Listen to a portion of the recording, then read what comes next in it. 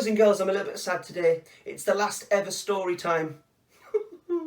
But I thought I would dress for the occasion in my skeleton jumpsuit and read you Funnybones, which is a story all about skeletons. This is how the story begins. On a dark, dark hill, there was a dark, dark town. In the dark, dark town, there was a dark, dark street. In the dark, dark street, there was a dark, dark house. In the dark, dark house, there was a dark, dark staircase.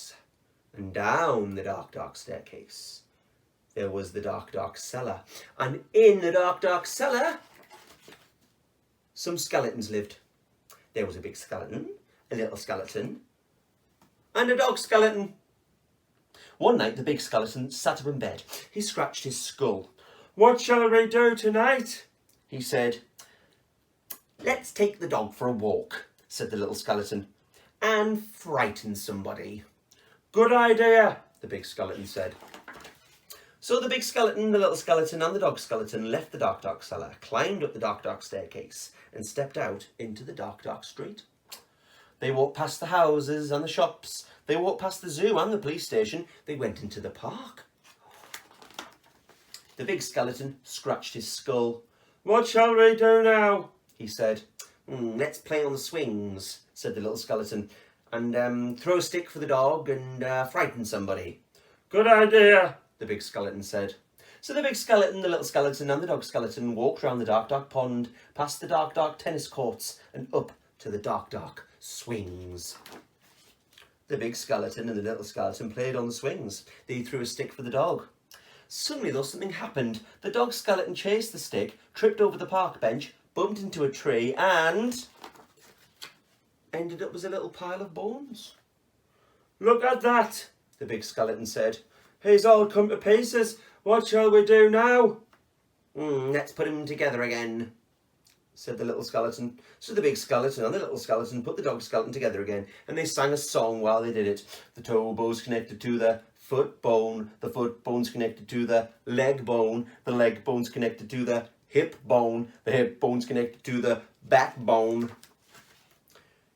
Then they got mixed up. "Is that a toe bone? Where does this one go?" Oh dear, look, yes, they haven't got it right at all, have they, boys and girls? When they finished, the big skeleton said, "The dog looks a bit funny to me." So he does," said the little skeleton. "We've got his tail on the wrong end and his head." "Fwah," said the dog skeleton. At last the dog was properly put back together again. The big skeleton and the little skeleton sang another song. These bones can bark again, can run around in the park again, can frighten people in the dark again." The big skeleton scratched his skull. "That reminds me," he said. "We forgot to frighten somebody." "Oh, let's do it on the way home then," said the little skeleton. "Good idea," said the big skeleton. So the big skeleton, the little skeleton and the dog skeleton left the dark, dark swings, went out into the dark, dark town and tried to frighten somebody. The trouble was, there wasn't anybody. Everyone was in bed. Even the policemen in the police station were in bed. Even the animals in the zoo. Of course, skeleton animals were awake.